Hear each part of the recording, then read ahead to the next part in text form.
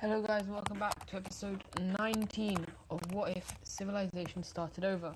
In the last episode, this country expanded quite a lot. The Germans are looking very, very powerful, and yeah, it's not looking good for countries around them. However, these three, the very good friends, these ones have been friends for a really, really long time. And I did actually change the colour of Morocco so that it's a bit more different compared to France. And so, yeah, they formed their own alliance, which is the Triangle Alliance, which is kind of a counter to the Square Alliance, but they're kind of advertising it as a Mediterranean survival thing to make sure that no one dies. Or that they don't really like the idea of wars inside the Mediterranean, especially over in Western Europe, kind of, but they don't really intervene with stuff like that. Anyways, we also have the green team expanding into these guys. As we've seen, kind of their side of their expansionism kind of grow larger. And we also saw this Mongolian country expand, Korea expand, and yeah. Anyways, don't forget to like and subscribe, and I hope you guys enjoy the video. So, we're gonna head into the video by once again coming to the red team, who is a very important country in the world. Basically, their leader, as you remember in the past, the leader had a bit of issues, causing the country to, the country was split up into different areas because of what they did, and this time it is kind of happening again, as the leader has basically the leader is dead, and he had 3 children with 3 different people, and each of them are claiming to the throne. One of them is saying, so there's one who's saying that I'm the real leader because I was with the one that he was actually married to. The other one was saying that he's the leader because he's the oldest. And then one of them just kind of wants the throne because he says he's the most popular. However, they're all kind of popular in their own areas. And so this will eventually lead to, it's going to lead to basically a civil war of the red team. So obviously we have the red team, and then we're going to have a brownish team kind of forming in the, I don't like this colour, but I don't know what okay, I guess we might have to make it pink. This kind of pinkish team is coming out in the south. So currently the actual leader of the country is the one who's actually of royal blood, but the this is going to be the rich son, while over here in the Iranian area, that is basically the young, the one who just kind of wants the throne. And so with this, both rebellions gain quite a lot of attention, and both of them are kind of wanting to have the throne. And at first they all do very well.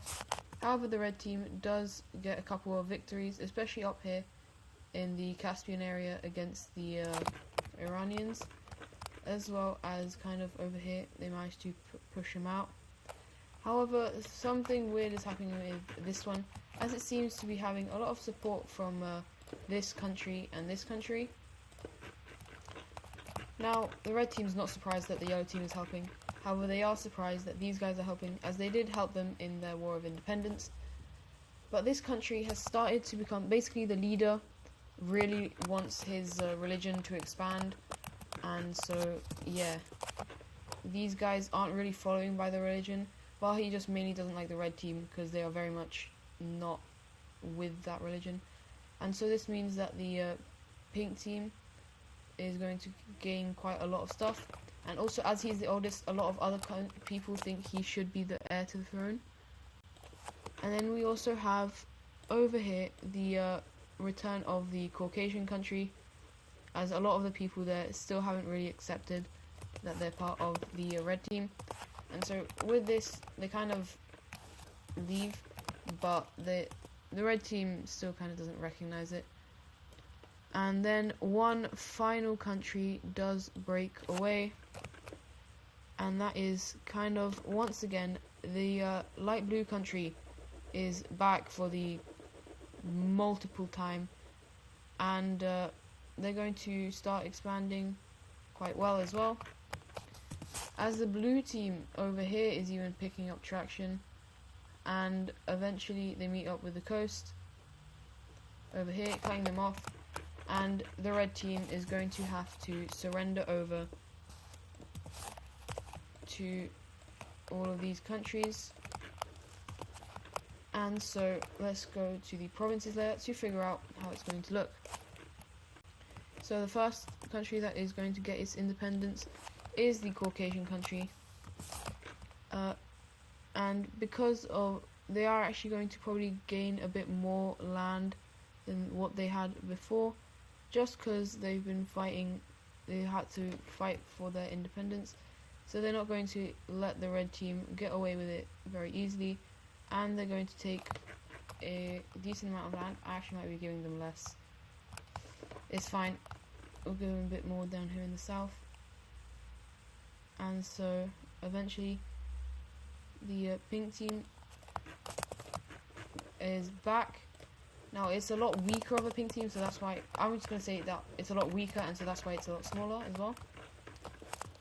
The light blue team that's back over here is going to once again take quite a bit of land from the red team.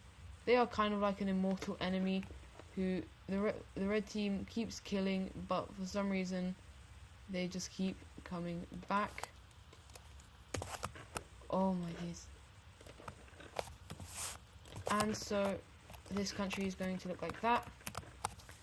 And now the red team is actually going to be kind of split up. So obviously in the south, over here, we're going to have the pink team forming. And so they're going to encompass quite a large amount of land from the red team, and that land is going to look something like this. Obviously they can't really take it all because the guy there isn't still the most well-respected leader, and some people still believe that he isn't the true rightful leader, so you can't really do much. And then the leader over here in the east, he is the, what did I say? I think he's the young, no, not the young one, just the one who kind of wanted to be king. As he said, he was the most popular, and it is true he's the most popular among the like other countries, but he's not the most popular within the actual red team. And so that's how his land's going to look. And so the capital cities of these countries, this one will have it, that's on the major cities there, that's 11, right there. This one will have it right there, and the blue one will have it, I think this was their old capital, so they're going to place it right there, and these guys are going to place it in their only major city. And so now the red team, for the second time in history, has kind of been carved up. Obviously it hasn't been carved up as badly as these one carved up by the people, not by the people, by other countries, but by the actual people there. And the red team is still definitely the strongest among these ones, but they're going to kind of, for now, stay like this. Now these two are going to have kind of mutual respect for each other, because like he's the actual son, he's the oldest, so they both kind of agree that maybe one of them should have been on the throne, but they both kind of don't really like this guy, as this guy's a bit ignorant, and he's trying to think. He thinks that he's like the strongest out of all of them, even though he clearly isn't.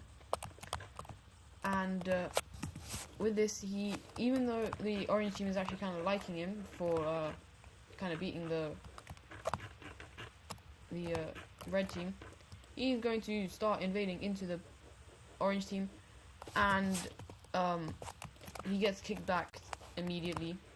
The orange team is like, no, and now they kind of have like crazy beef, and the blue team is starting to get a reality check on actually, wait, we're kind of weak. And the green team is kind of doing some stuff along the border, and these guys are kind of scared. They're like, whoa, whoa, whoa, whoa, whoa, whoa, whoa, please stop. But the people there are saying that, while the ruler, the king, doesn't really care. The king of this one also is kind of the same as these guys. They respect them, but like they didn't like that they invaded them. While the blue team just has obviously hatred, complete hatred towards these guys. And so, yeah. Anyways, heading away from the second red revolution, the green team is going to invade into this country. I said in the last episode that this is kind of what they were planning. And I also said who they were planning to do it with. And would you look at that? This country is coming in to invade into this country. They managed to take the capital very quickly, and now they're just kind of aiming towards major cities as the green team captures this one, as well as this one over here. And the last remaining major city is here, but they don't really care about it. And so, after some time, the country just kind of, after more and more fighting, the country will just surrender over to the two countries. And so this is actually another demonstration by the green team, just showing how strong they really are. And we have the blue team expanding to something like, well, this kind of southern Indian country expanding to like that, while we have the green team expanding something like this, and eventually kind of forcing these guys to give him some stuff, because it kind of looks a bit weird on the map, as well as over here. They don't buy off, they kind of just force it for them. And again, these two have a war against someone, and so the new capital of this country right here can only be there. And so, once again, the green team is just showing how strong they really, really are. They are one of the strongest countries in the world. And after, as you know, the industrial revolution by the Iberian country, more and more things are being shipped this way. And one of the countries with the most stuff shipped into them is actually the green team. And also, surprisingly, the red... well, not surprisingly, but it is also the red team. And so... yeah, China is still yet to get this stuff, as well as Korea, Vietnam, and Mongolia. They are like the big four of Eastern Asia. And so, yeah. Now heading away from the old world, the Irish are continuing kind of their exploration as they've actually ramped up their exploration a little bit, trying to get as much exploration done as possible, as they even actually managed to completely like figure out that this is kind of like a bay, and they then kind of make a deal with the English country about this area, where the Irish say that they want this land, and the English get this land. And now not many people are living here, but quite a decent amount are. Obviously this is the most populated colony, but the English one is actually the second most populated, the French one the third. Anyways, the brown team just completes their claim over this area of Mexico, as well as quite a large claim in the rest of Mexico. We have the French continuing their exploration of South America as they kind of take all of this, as well as meeting up with the explorers of the Yellow Team and working out a peace deal of how this is going to look. And the Yellow Team is actually quite happy as they get a decent amount, but they're kind of stuck.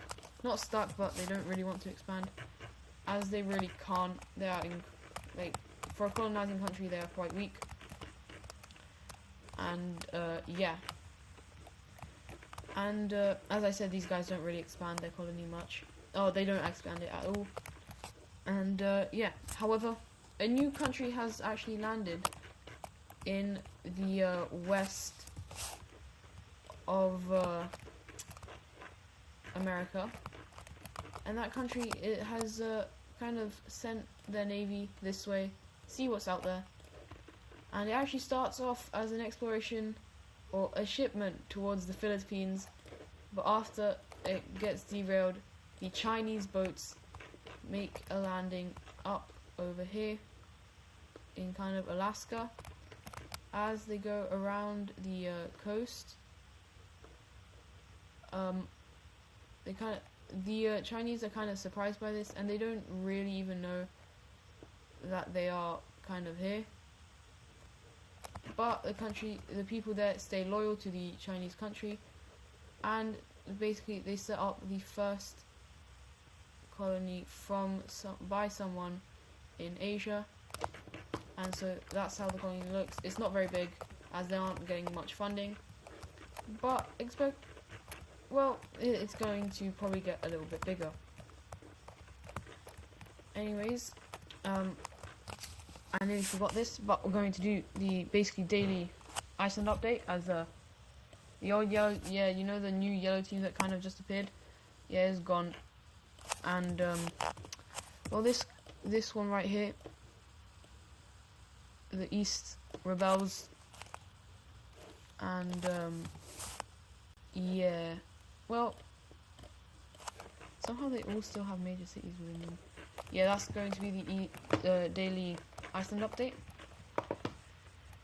And so we're going to have kind of an interesting thing happening over here in the UK. Not much, because these two are actually pretty good friends. It's going to be a trade of land. The English will get this, and the Irish will get this. They do this because the Irish kind of want to claim all over this, and the English are kind of happy about this. They'll happily take these southern lands. And yeah. Now, if I had to guess between these two, I still say that the Irish are probably a bit stronger of a country, just because they have a bit more colonial power. And yeah. Anyways, we're going to head over to Morocco, who hasn't expanded their mainland in quite a bit.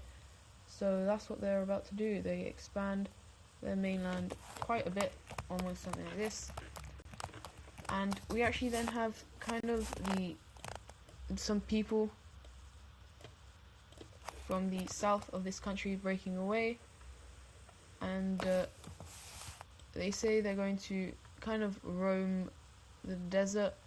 Now, the official established territory is going to look something like this, but because of them, the exploration of the Saharan area is actually going to start up once again. It kind of stopped once they hit the Sahara, and it's now started once again thanks to these new people. A lot of countries are actually kind of happy about this. Even these guys who were first against it kind of like it, as they also establish a couple of major cities in the Saharan area. I actually think these are cities from countries that were there but then had to shrink. But yeah, this country is once again kind of getting a lot smaller, and it gets worse. The country is going to lose this kind of eastern portion of the country. They can't really do much, as these areas are surprisingly a lot stronger, as we even have a kind of creamy country forming up here in the north. the capital of both of these countries is there and there. So now this area of Northern Africa is kind of divided, and yeah. Anyways, for the last thing of the video, we are going to go over to Eastern Asia, where Korea is back on the daily expansion as they invade up into this country, take the capital, take the coast. The rest of this is kind of barren wasteland as they just kind of go around massacring kind of people. They're not a very good country, the Korean country here. But anyways, they get a lot bigger. And I think this is back to their old actual empire. And so the Koreans are kind of back. They're still a lot weaker than the Chinese country, because China has all of this stuff as well as that colony. And so Korea is kind of annoyed, but for now they're fine. They don't do much. And so yeah, that's going to be it for today's video. Hope you guys enjoy, and I'll see you in the next one. Goodbye.